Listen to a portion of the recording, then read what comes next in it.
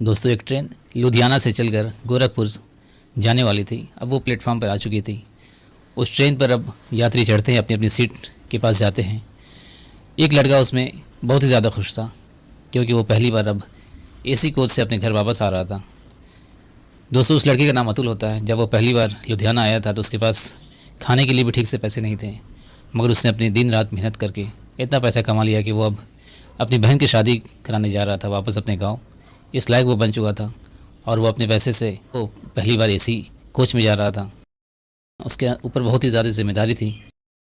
उसने अपनी ज़िम्मेदारी को बखूबी निभाया। एक बहन की शादी कराने जा रहा था वो अब।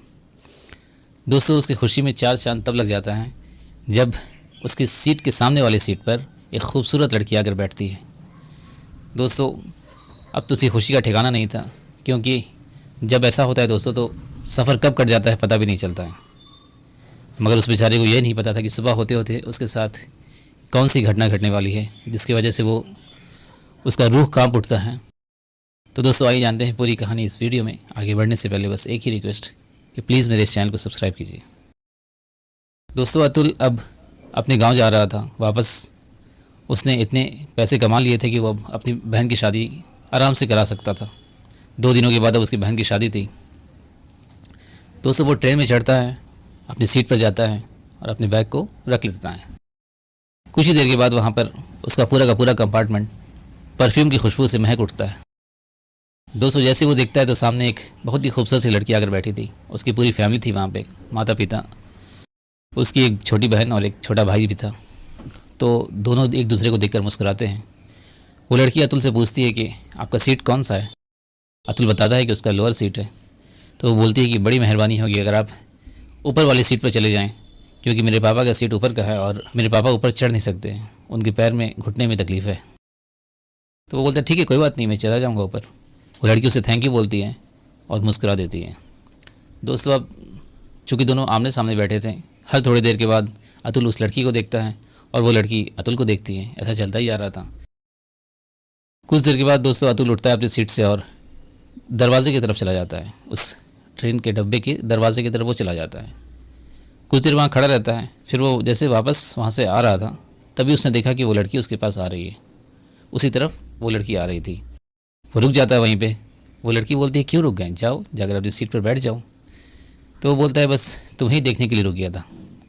वो बोलती मुझे देखने के लिए क्यों रुक गए। बोला बस ऐसे ही लगा कि तुम्हें कुछ देर तक देखता रहूं। वो बोली कि तुम जो इस तरह मुझे बार बार घूर रहे हो, मेरी बहन बोल रही है कि देखो दीदी तुम्हें वो लड़का बहुत ही ज़्यादा घूर रहा है, तो ऐसा मत करो, मेरे मम्मी पापा को पता चलेगा तो वो बहुत ही गुस्सा करेंगे।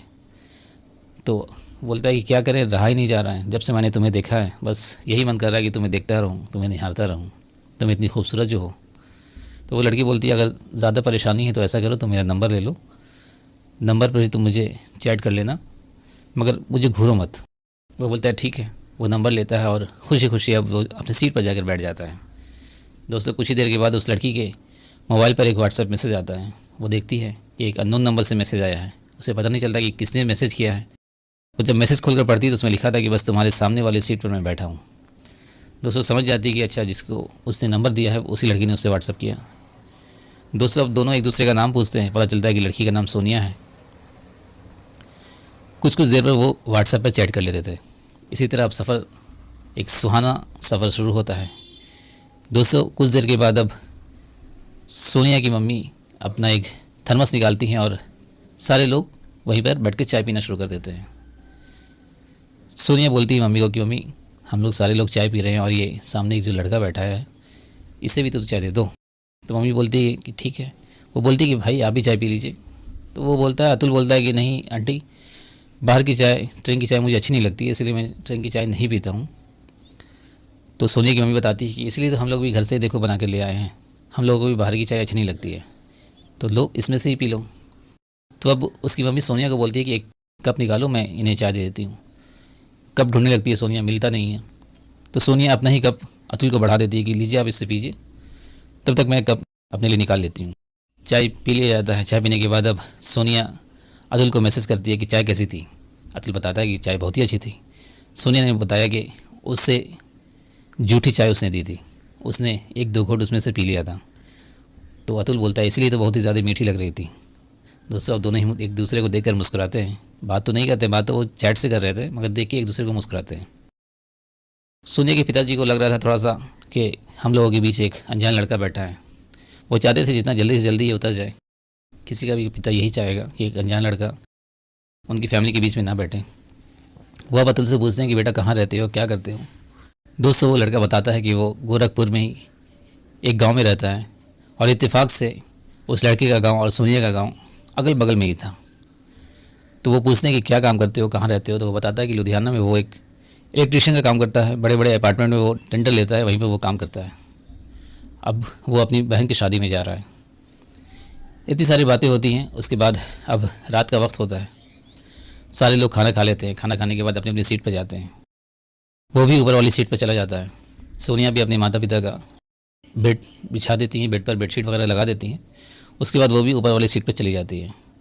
दोस्तों अब तक तो ये लोग छुप छुप के ही देख रहे थे, अब तो ये दोनों सामने सामने हो गए थे ऊपर वाली सीट पर। अब ये लोग आराम से एक दूसरे को निहार रहे थे, देखते ही जा रहे थे एक दूसरे को। अब चैट का दौर इन लोगों का शुरू होता है। ये लोग जब चैट करना शुरू करते हैं तो एक दूसरे के बारे में सब कुछ जानते हैं। कहाँ रहते हो, क्या करते हो, कहाँ तक पढ़ाई की, घर में कौन कौन है। अब ये दोनों अपना अपना फ़ोटो भी शेयर करना शुरू कर देते हैं। दोस्तों इसी तरह आधी रात गुजर जाती है। आधी रात गुजरने के बाद अब अतुल बोलता है सोनिया से कि तुम मेरे सीट पर आ जाओ, हम लोग बैठकर एक साथ बातें करेंगे। तो वो बोलती पागल हो गए हो क्या, कोई देख लेगा तो क्या बोलेगा। बोले कोई नहीं देखेगा, अब सारे लोग सो चुके हैं, कौन उठ कर देख रहा है। अगर नहीं आ सकती हो तो बोलो, मैं आ जाता हूँ तुम्हारी सीट पर। वो मना कर दी, नहीं तुम अगर ऐसा करोगे तो मैं नीचे चली जाऊँगी। तो अतुल बताया अरे यार नीचे मत जाओ, तुम बैठो यहीं पर, मैं नहीं आऊँगा। और वो बैठे बैठे वहीं पर फिर से चैट करने लगते हैं। कुछ देर के बाद अब सोनिया को नींद आने लगती है, सोनिया सो जाती है। अब सारे लोग ट्रेन में सो चुके थे। सुबह होता है, सारे लोग जगते हैं, अब फ्रेश होने जाते हैं। अतुल भी अपना ब्रश निकालने जाता है अपने बैग से, तो उसे बैग मिलता ही नहीं है। वो सारी जगह अपने बैग को अब खोजने लगता है। हर की सीट के नीचे अब देखता है अपना बैग, मगर कहीं बैग नहीं मिला था। सबके सामान को निकाल के वो देखता है कि शायद कुछ पीछे चला गया होगा, मगर वहाँ उसके बैग कहीं नज़र ही नहीं आ रहा था। तो उस बेचारे की हालत ऐसी हो जाती है, अब वो रोने लगता है। सारे लोग को उस पर तरस आने लगता है कि ऐसा क्या हो गया भाई इसके साथ कि वो इतना परेशान हो गया। लोग पूछते हैं तो वो बताता है कि मैं अपनी बहन की शादी के लिए मैंने जेवर ख़रीदे थे, उस बैग में रखे थे, और उसमें नई मोबाइल भी थी। कुछ भी सामान नहीं मिल रहा है, मेरा बैग ही नहीं मिल रहा है, मैंने बैग यहाँ पे रखा था। अब सारे लोग बोलते हैं कि तुम इतने लापरवाह कैसे हो गए, तुमने इतने दूर से जेवर क्यों ख़रीदा, क्या गोरखपुर में जेवर नहीं मिलता है। तो उसने बताया कि वो एक बहुत बड़े सुनार के यहाँ काम कर रहा था, तो उसे कम दाम में सही रेट पर वहाँ से उसे जेवर मिल गया, इसलिए उसने वहाँ से ख़रीद लिया। वो सारी जेवरों के वो रसीद निकाल के दिखाता है कि देखिए मैंने वहीं से जेवर ख़रीदा, कम दामों में मुझे मिल गया, इसलिए मैंने वहाँ से ख़रीद लिया था। दोस्तों अब बेचारा वो छटपटा रहा था, अब वो रो रहा था बैठकर। उसे अच्छा नहीं लगा कि इतने लोगों के बीच में बैठकर वो रो रहा है। वो उठ कर दरवाजे की तरफ चला जाता है। दोस्तों अब सोनिया अपनी माँ को बोलती है कि माँ उस बेचारी का सारा सामान चोरी हो गया है, बहन की शादी है उसकी 2 दिनों के बाद, कैसे होगी माँ, कैसे वो करेगा, समझ नहीं आ रहा है कुछ। माँ क्या हम लोग उसकी कुछ मदद नहीं कर सकते। ये सुनकर उसके पिताजी बोलते हैं कि बेटा मदद तो कर सकते हैं, मगर क्या पता ये पैसे वापस करेगा या नहीं करेगा, कैसे हम इसकी मदद करें। एक अनजान आदमी का क्या ये सही बोल रहा है ये भी तो नहीं पता है। तो सोनिया के पिताजी वहाँ पर बैठे और जो यात्री थे जो पहले से आकर बैठे हुए थे उनसे पूछते हैं कि क्या सच में इसका कोई बैग था। तो वो यात्री बताते हैं कि हाँ जब ये ट्रेन में चढ़ा था इसके पास 2 बैग था, एक बैग तो सच में हम लोग नहीं देख रहे हैं कि कहाँ इसका है। वो उस बैग को कभी ऊपर रख रहा था कभी नीचे रख रहा था। बेचारा परेशान तो था उस बैग को लेकर, मगर अब सच में उसका एक बैग मिल ही नहीं रहा है। तो सोनिया के पिता बोलते हैं अच्छा आने दो, उससे मैं बात करता हूँ। सोनिया उसे व्हाट्सएप में मैसेज करती है कि कहाँ हो, सीट के पास आओ, पापा तुमसे कुछ बात करना चाहते हैं। उससे वो आता है, आकर बैठता है। तभी सोनिया के पिताजी पूछते हैं कि बेटा कब है तुम्हारी बहन की शादी। वो बोलता है कि अंकल 2 दिन के बाद ही तो शादी है। बोलते हैं क्या और पैसे नहीं है तुम्हारे पास। बोलता है अंकल पैसे तो हैं, बस इतने ही पैसे हैं, 2 लाख रुपए हैं मेरे पास, तो वो सारी शादी में खर्च करने हैं। तो बेटा और भी तो घर में तुम्हारे लोग होंगे जो तुम्हारी मदद कर सकते हैं, क्या दिक्कत है। कोई दिक्कत नहीं होगा, लोग मदद कर देंगे। तो उसने बताया कि उसके परिवार में वो अकेला है कमाने वाला, उसके पिता नहीं है और कोई मदद करने वाला नहीं है। तो उसके पिताजी बोलते हैं कि अच्छा बेटा अगर मैं तुम्हें पैसे दे दूँ तो तुम मुझे कब तक लौटा दोगे और तुम्हें कितने पैसे की ज़रूरत है। तो बताता है कि अंकल ये सारे सामान लगभग 2 लाख रुपए के थे, और अगर आप मेहरबानी करके अगर मुझे दे देंगे अंकल तो मैं 6 महीने के अंदर आपको वापस कर दूंगा ये पैसे। और चूँकि मैं आपके गाँव के बगल का ही हूँ, तो आप एक बार चल के मेरे घर को भी आप देख सकते हैं, तब आपको विश्वास हो जाएगा मुझ पर। तो बोलते हैं चलो बेटा ठीक है, मैं तुम्हें पैसे दे देता हूँ, तो अपनी बहन की शादी खुशी खुशी करो और 6 महीने में तुम मुझे पैसे वापस कर देना। वो बहुत ही ज़्यादा खुश हो जाता है दोस्तों। अब उसकी खुशी का ठिकाना नहीं रहता है। वो बहुत उन लोगों को थैंक यू करता है, बोलता है कि आपका बहुत बड़ा एहसान है कि आपने इस मुश्किल की घड़ी में आपने मेरा साथ दिया। अब वो उनसे रिक्वेस्ट करता है कि आप लोग प्लीज़ मेरी बहन की शादी में आइएगा। तो वो बोलते हैं कि ठीक है देखेंगे, अगर मौका मिलेगा तो आ जाएंगे। दोस्तों वो चला जाता है अपने घर। घर जाके वो जब ये कहानी बताता है अपने घर पर, सारे लोग रोने लगते हैं। फिर वो बताता है कि एक भले इंसान ने उसकी मदद की। अब सारे लोग फिर खुश हो जाते हैं, चलो भाई किसी तरह पैसा तो आ गया। अब वो अपनी बहन की शादी की तैयारी में लग जाता है दोस्तों। मगर वो रह कर सोनिया को कभी चैट कर रहा था, कभी कॉल कर रहा था कि शादी में ज़रूर आना। तो सोनिया बोलती है ज़रूर आऊँगी भाई, तुम बुला रहे हो और मैं नहीं आऊँ, ऐसा कैसे हो सकता है। अब सोनिया आती है अपनी माँ और अपने एक छोटे भाई के साथ। उन लोगों की बहुत इज़्ज़त वहाँ की जाती है, सब लोग उनका बहुत आदर सत्कार करते हैं, इज़्ज़त से बैठाते हैं, इज़्ज़त से खाना खिलाते हैं। दोस्तों रात में सोनिया की माँ और उसका भाई ये दोनों लोग सो जाते हैं, मगर सोनिया रात भर जागी रहती है। सोनिया इस तरह उन लोगों के बीच में घुल मिल गई थी, लग रहा था कब का जान पहचान उन लोगों के बीच में है। उसने पूरी रात जग कर काटी, पूरी शादी को उसने एंजॉय किया, सब लोगों से घुल मिल कर बातें की उसने। रात में वो कुछ देर अतुल के साथ भी बैठ कर बात करती है और अतुल बोलता है कि शायद देखो आज के बाद हम लोग मिल पाते हैं या नहीं मिल पाते हैं। इस रात को पूरी ज़िंदगी में याद रखूँगा, इस लम्हे को मैं हमेशा याद रखूँगा।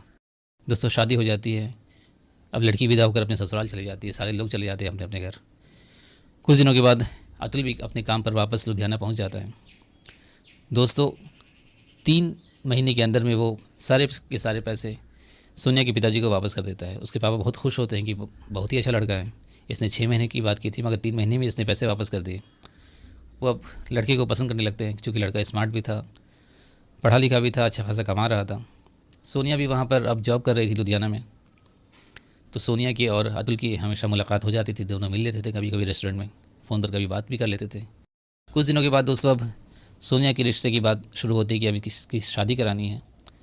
सारे लोग अब उसके लिए अच्छा रिश्ता ढूंढ रहे होते हैं। तभी सोनिया अपनी माँ से बोलती है कि माँ एक बात बोलूँ बताऊँ तुम्हें, क्या तुम मेरी शादी अतुल से करवा दोगी। तो उसकी माँ चौंक जाती हैं कि अतुल से कैसे करा दूँ, क्या वो तुमसे शादी करेगा। तो वो बोलती है हाँ माँ, हम दोनों कभी कभी बातें कर लिया करते हैं, अगर कराओगी तो बड़ा अच्छा होगा माँ, हम दोनों साथ साथ बहुत खुश रहेंगे। अब जैसे ही इस बात की जानकारी